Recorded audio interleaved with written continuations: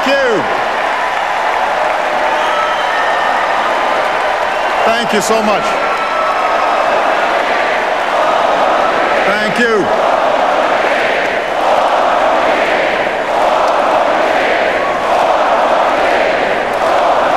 Thank you so much.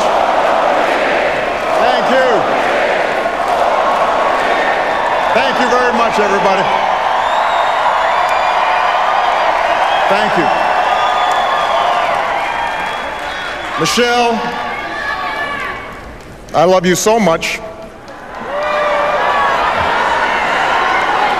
A few nights ago, everybody was reminded just what a lucky man I am.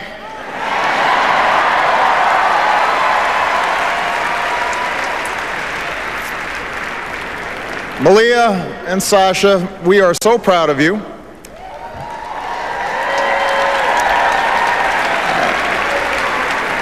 And yes, you do have to go to school in the morning.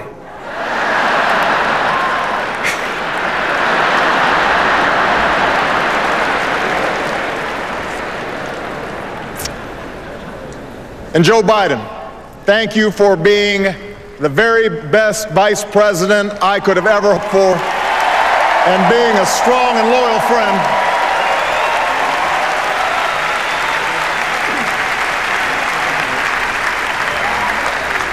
Madam Chairwoman, delegates, I accept your nomination for President of the United States.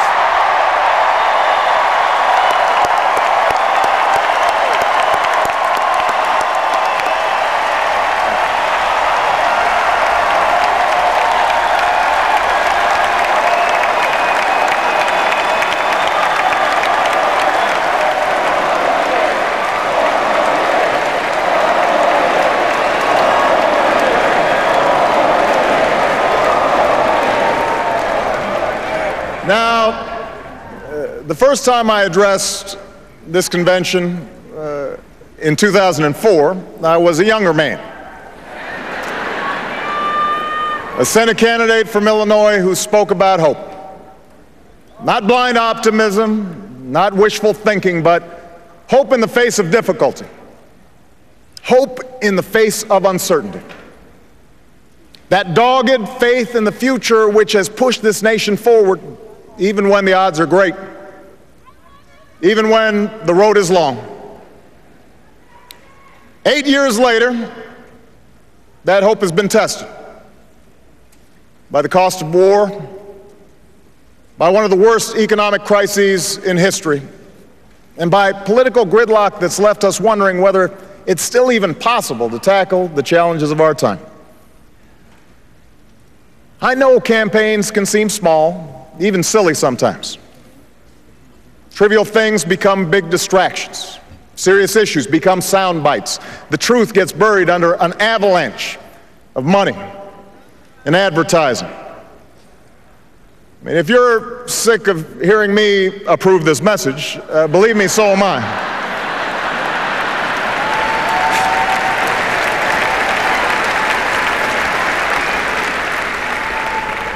But when all is said and done, when you pick up that ballot to vote, you will face the clearest choice of any time in a generation.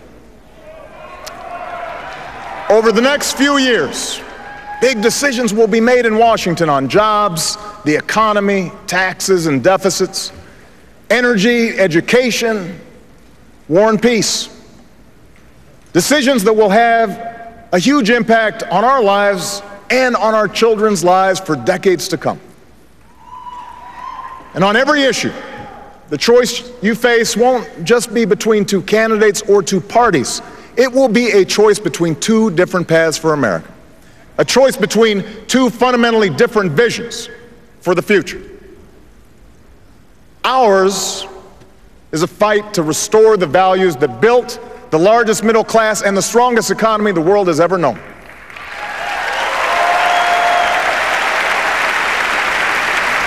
The values my grandfather defended as a soldier in Patton's army. The values that drove my grandmother to work on a bomber assembly line while he was gone. They knew they were part of something larger. a nation that triumphed over fascism and depression, a nation where the most innovative businesses turned out the world's best products, and everyone shared in that pride and success, from the corner office to the factory floor. My grandparents were given the chance to go to college, buy their own home, and fulfill the basic bargain at the heart of America's story. The promise that hard work will pay off, that responsibility will be rewarded, that everyone gets a fair shot, and everyone does their fair share, and everyone plays by the same rules, from Main Street to Wall Street to Washington, D.C.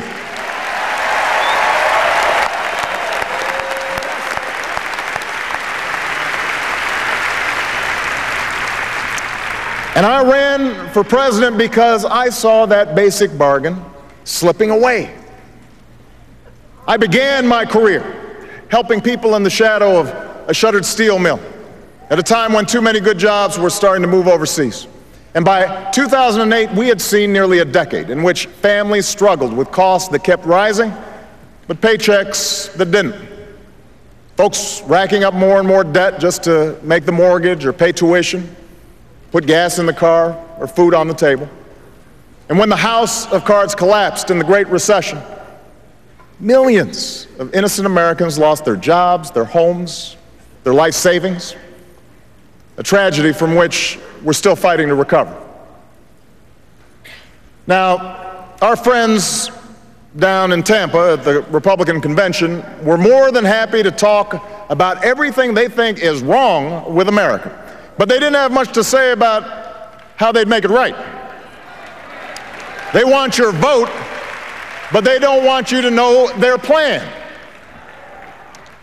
And that's because all they have to offer is the same prescriptions they've had for the last 30 years. Have a surplus? Try a tax cut. Deficit too high? Try another.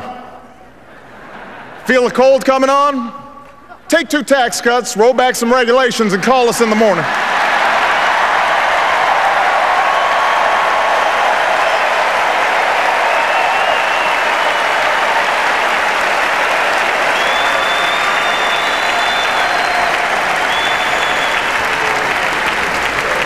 Now, I've cut taxes for those who need it. Middle-class families, small businesses. But I don't believe that another round of tax breaks for millionaires will bring good jobs to our shores or pay down our deficit. I don't believe that firing teachers or kicking students off financial aid will grow the economy or help us compete with the scientists and engineers coming out of China. After all we've been through, I don't believe that rolling back regulations on Wall Street will help the small businesswoman expand or the laid-off construction worker keep his home. We have been there, we've tried that, and we're not going back. We are moving forward, America.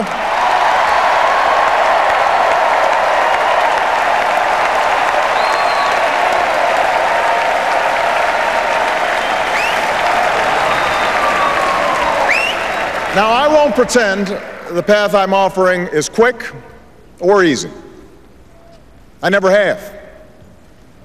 You didn't elect me to tell you what you wanted to hear. You elected me to tell you the truth. And the truth is, it will take more than a few years for us to solve challenges that have built up over decades. It'll require common effort and shared responsibility and the kind of bold, persistent experimentation that Franklin Roosevelt pursued during the only crisis worse than this one.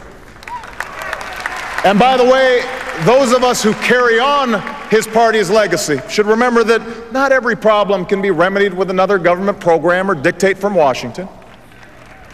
But know this, America, our problems can be solved. Our challenges can be met. The path we offer may be harder, but it leads to a better place, and I'm asking you to choose that future. I'm asking you to rally around a set of goals for your country. Goals in manufacturing, energy, education, national security, and the deficit. Real, achievable plans that will lead to new jobs, more opportunity, and rebuild this economy on a stronger foundation. That's what we can do in the next 4 years, and that is why I am running for a second term as President of the United States.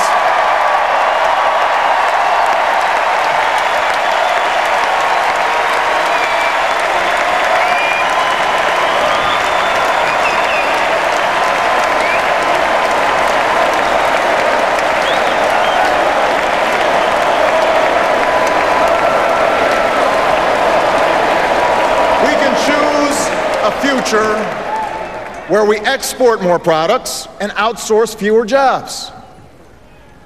After a decade that was defined by what we bought and borrowed, we're getting back to basics and doing what America's always done best. We are making things again. I've met workers in Detroit and Toledo who feared they'd never build another American car. And today they can't build them fast enough because we reinvented a dying auto industry that's back on the top of the world. I've worked with business leaders who are bringing jobs back to America, not because our workers make less pay, but because we make better products, because we work harder and smarter than anyone else. I've signed trade agreements that are helping our companies sell more goods to millions of new customers, goods that are stamped with 3 proud words, made in America.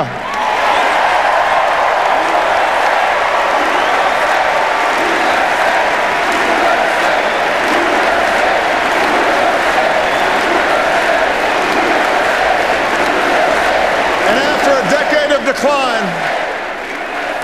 this country created over 500,000 manufacturing jobs in the last 2.5 years. And now you have a choice.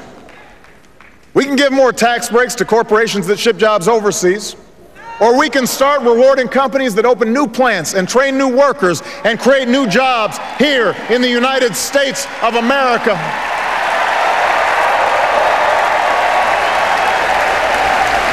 We can help big factories and small businesses double their exports.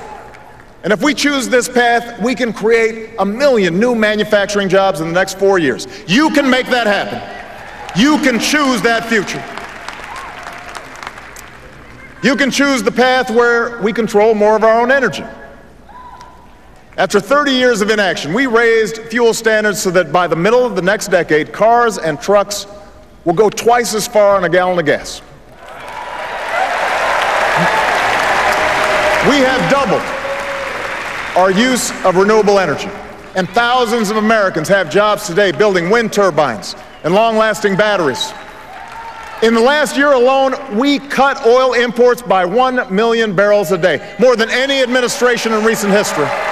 And today, the United States of America is less dependent on foreign oil than at any time in the last 2 decades.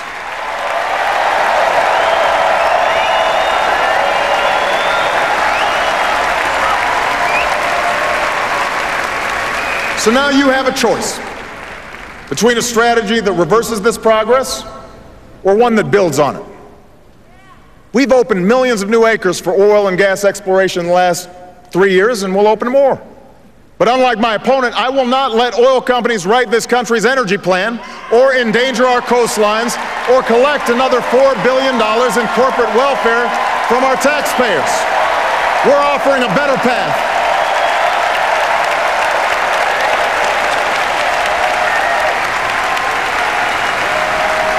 We're offering a better path,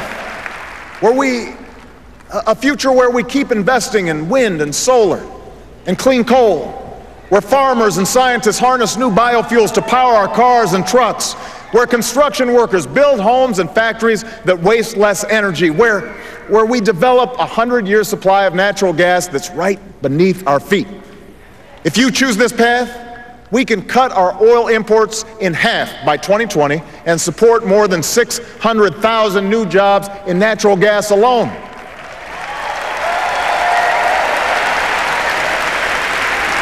And yes, my plan will continue to reduce the carbon pollution that is heating our planet, because climate change is not a hoax. More droughts and floods and wildfires are not a joke. They are a threat to our children's future, and in this election, you can do something about it.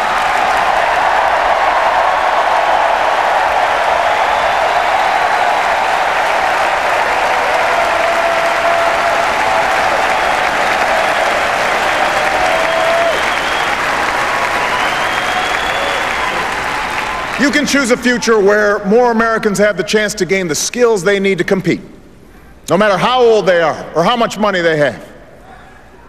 Education was the gateway to opportunity for me. It was the gateway for Michelle. It was the gateway for most of you. And now, more than ever, it is the gateway to a middle-class life. For the first time in a generation, nearly every state has answered our call to raise their standards for teaching and learning. Some of the worst schools in the country have made real gains in math and reading. Millions of students are paying less for college today because we finally took on a system that wasted billions of taxpayer dollars on banks and lenders. And now you have a choice. We can gut education, or we can decide that in the United States of America, no child should have her dreams deferred because of a crowded classroom or a crumbling school. No family should have to set aside a college acceptance letter because they don't have the money. No company should have to look for workers overseas because they couldn't find any with the right skills here at home. That's not our future. That is not our future.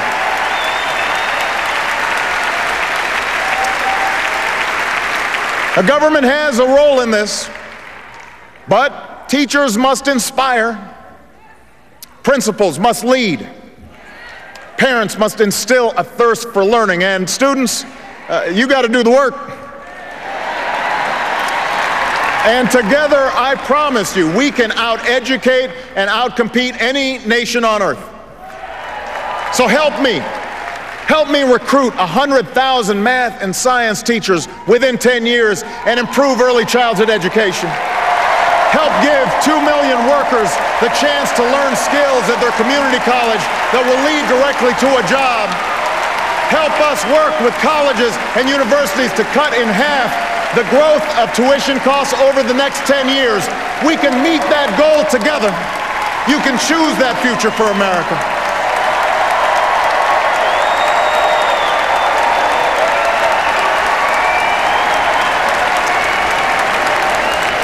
That's our future.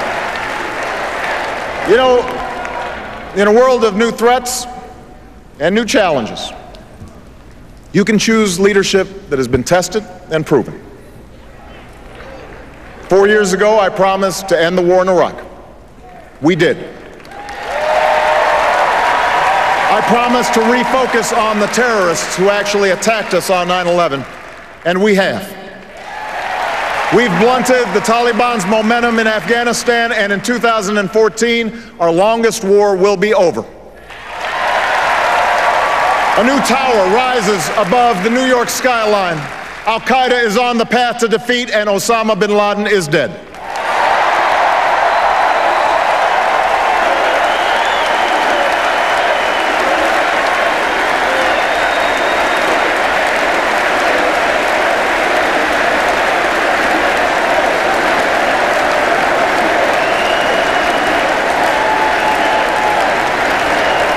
Tonight, we pay tribute to the Americans who still serve in harm's way.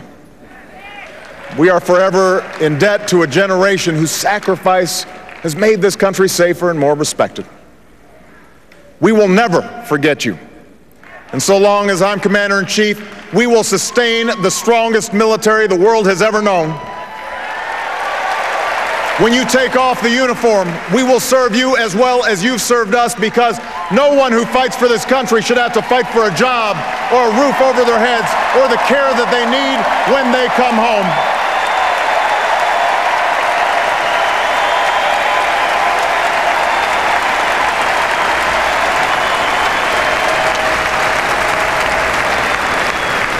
Around the world, we've strengthened old alliances and forged new coalitions to stop the spread of nuclear weapons. We've reasserted our power across the Pacific and stood up to China on behalf of our workers. From Burma to Libya to South Sudan, we have advanced the rights and dignity of all human beings, men and women, Christians and Muslims and Jews. But for all the progress that we've made, challenges remain. Terrorist plots must be disrupted. Europe's crisis must be contained. Our commitment to Israel's security must not waver. and neither must our pursuit of peace. The Iranian government must face a world that stays united against its nuclear ambitions. The historic change sweeping across the Arab world must be defined not by the iron fist of a dictator or the hate of extremists, but by the hopes and aspirations of ordinary people who are reaching for the same rights that we celebrate here today. So now we have a choice. My opponent and his running mate are new to foreign policy.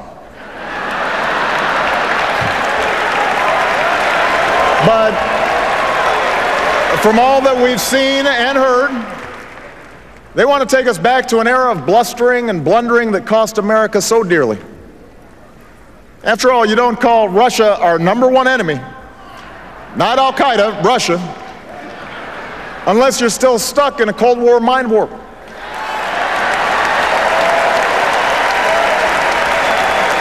You might not be ready for diplomacy with Beijing if you can't visit the Olympics without insulting our closest ally.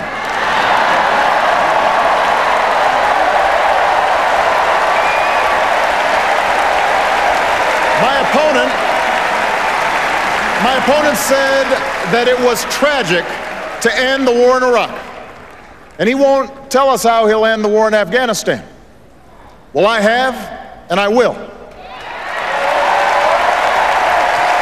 And while my opponent would spend more money on military hardware that our Joint Chiefs don't even want, I will use the money we're no longer spending on war to pay down our debt and put more people back to work, rebuilding roads and bridges and schools and runways, because after 2 wars that have cost us thousands of lives and over $1 trillion, it's time to do some nation building right here at home.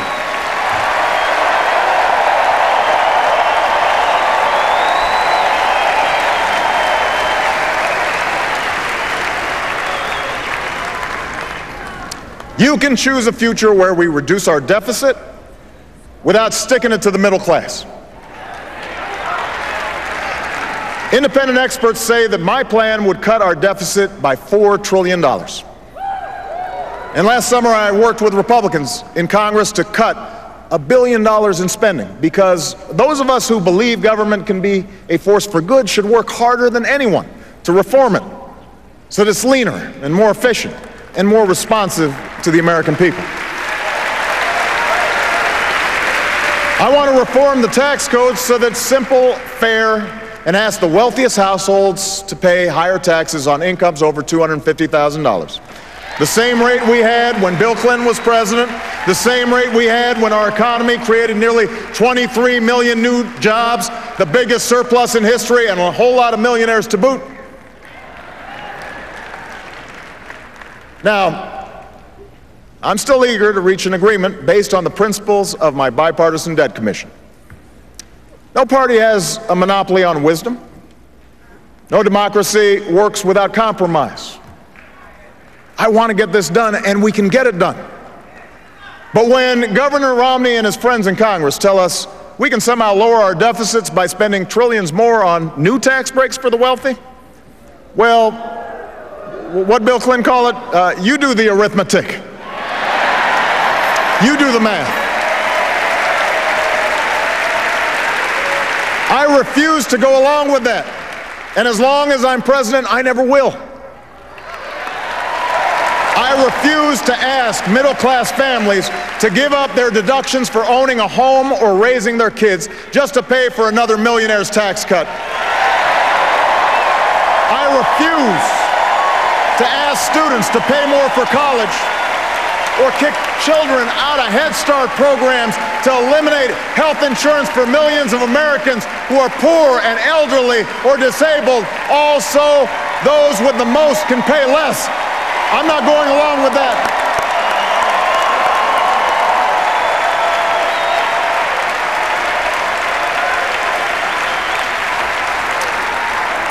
And I will never turn Medicare into a voucher.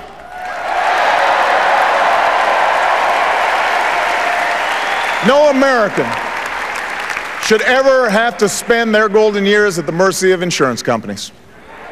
They should retire with the care and the dignity that they have earned. Yes, we will reform and strengthen Medicare for the long haul, but we'll do it by reducing the cost of health care, not by asking seniors to pay thousands of dollars more. And we will keep the promise of Social Security by taking the responsible steps to strengthen it, not by turning it over to Wall Street.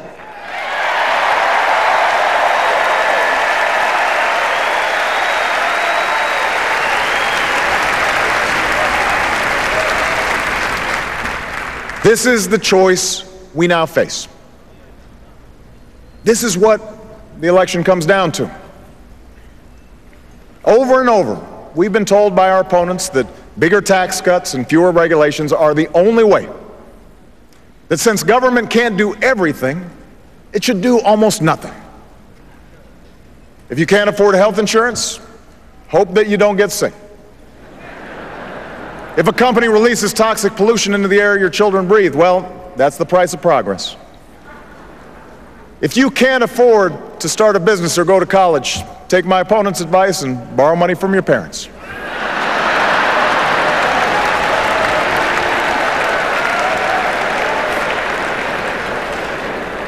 You know what? That's not who we are.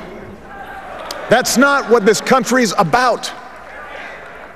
As Americans, we believe we are endowed by our Creator with certain inalienable rights, rights that no man or government can take away. We insist on personal responsibility and we celebrate individual initiative. We're not entitled to success. We have to earn it. We honor the strivers, the dreamers, the risk takers, the entrepreneurs who have always been the driving force behind our free enterprise system, the greatest engine of growth and prosperity that the world's ever known. But we also believe in something called citizenship. Citizenship, a word at the very heart of our founding, a word at the very essence of our democracy. The idea that this country only works when we accept certain obligations to one another and to future generations. We believe that when a CEO pays his auto workers enough to buy the cars that they build, the whole company does better. We believe that when a family can no longer be tricked into signing a mortgage they can't afford, that family's protected, but so is the value of other people's homes. And so is the entire economy. We believe the little girl who's offered an escape from poverty by a great teacher or a grant for college could become the next Steve Jobs, or the scientist who cures cancer, or the President of the United States, and it is in our power to give her that chance.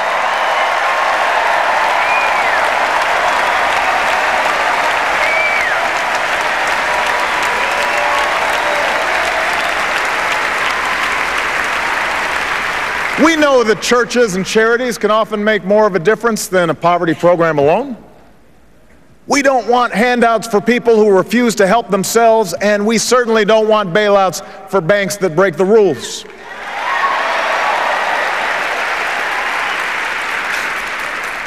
We don't think that government can solve all of our problems, but we don't think that the government is the source of all of our problems, any more than our welfare recipients, or corporations, or unions, or immigrants, or gays, or any other group we're told to blame for our troubles.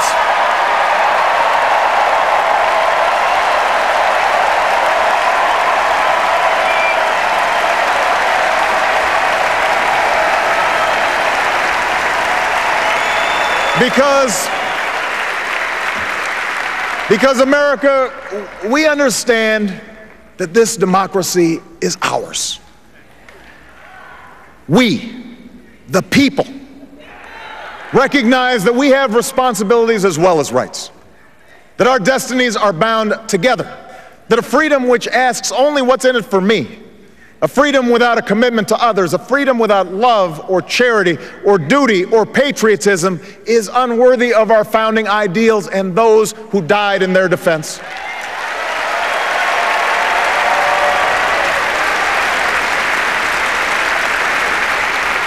As citizens, We understand that America is not about what can be done for us. It's about what can be done by us, together, through the hard and frustrating but necessary work of self-government. That's what we believe. So you see, the election 4 years ago wasn't about me. It was about you. My fellow citizens, you were the change.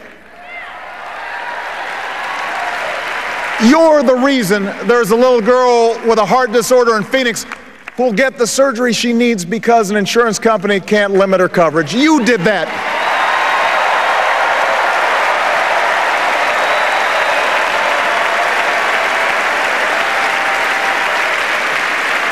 You're the reason a young man in Colorado who never thought he'd be able to afford his dream of earning a medical degree is about to get that chance. You made that possible.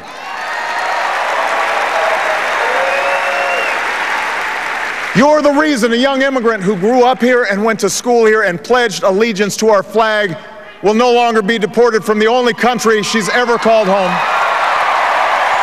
Why selfless soldiers won't be kicked out of the military because of who they are or who they love. Why thousands of families have finally been able to say to the loved ones who served us so bravely, welcome home. Welcome home. You did that. You did that. You did that. If you turn away now, if you buy into the cynicism that the change we fought for is impossible, well, change will not happen. If you give up on the idea that your voice can make a difference, then other voices will fill the void. The lobbyists and special interests, the people with the $10 million checks who are trying to buy this election, and those who are trying to make it harder for you to vote. Washington politicians who want to decide who you can marry or control health care choices that women should be making for themselves.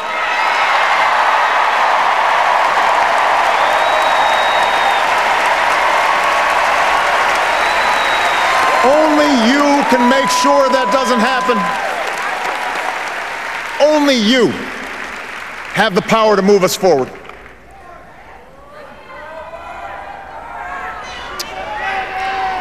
You know,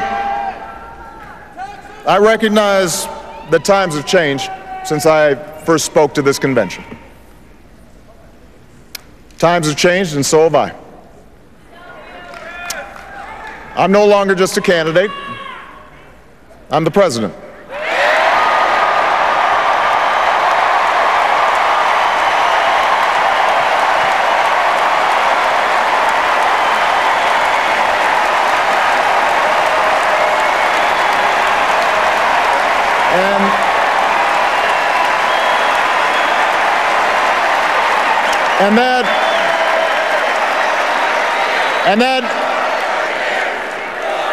And that means I know what it means to send young Americans into battle. For I've held in my arms the mothers and fathers of those who didn't return. I've shared the pain of families who've lost their homes and the frustration of workers who've lost their jobs. If the critics are right that I've made all my decisions based on polls, then I must not be very good at reading them.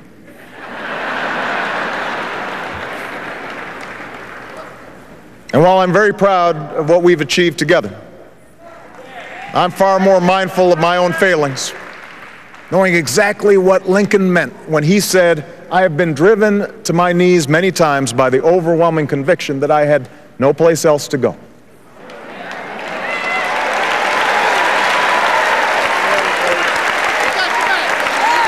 But as I stand here tonight, I have never been more hopeful about America. Not because I think I have all the answers, not because I'm naive about the magnitude of our challenges. I'm hopeful because of you. The young woman I met at a science fair who won national recognition for her biology research while living with her family at a homeless shelter, she gives me hope. The auto worker who won the lottery after his plant almost closed but kept coming to work every day and bought flags for his whole town and one of the cars that he built to surprise his wife. He gives me hope. The family business in Warroad, Minnesota, that didn't lay off a single one of their 4,000 employees when the recession hit, even when their competitors shut down dozens of plants, even when it meant the owner gave up some perks and some pay, because they understood that their biggest asset was the community and the workers who had helped build that business. They give me hope.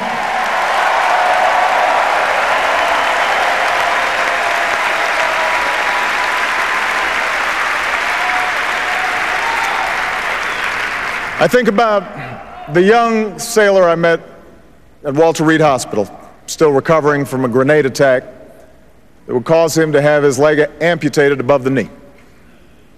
And 6 months ago, we would watch him walk into a White House dinner honoring those who served in Iraq.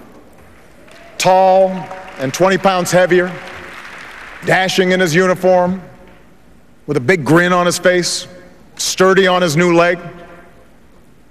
And I remember how a few months after that, I would watch him on a bicycle, racing with his fellow wounded warriors on a sparkling spring day, inspiring other heroes who had just begun the hard path he had traveled.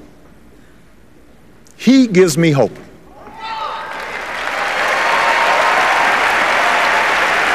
He gives me hope. I don't know what party these men and women belong to. I don't know if they'll vote for me. But I know that their spirit defines us. They remind me in the words of Scripture that ours is a future filled with hope. And if you share that faith with me, if you share that hope with me, I ask you tonight for your vote.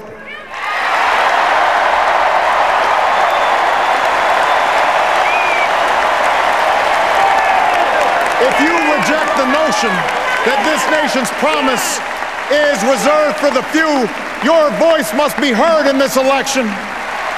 If you reject the notion that our government is forever beholden to the highest bidder, you need to stand up in this election.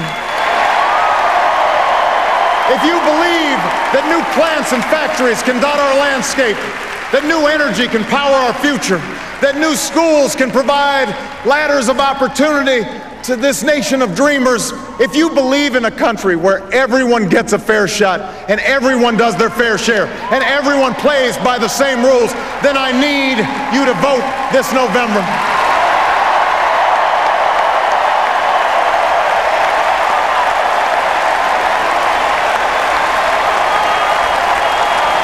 America, I never said this journey would be easy, and I won't promise that now. Yes, our path is harder, but it leads to a better place. Yes, our road is longer, but we travel it together. We don't turn back. We leave no one behind. We pull each other up. We draw strength from our victories, and we learn from our mistakes, but we keep our eyes fixed on that distant horizon, knowing that Providence is with us and that we are surely blessed to be citizens of the greatest nation on earth. Thank you. God bless you. And God bless these United States.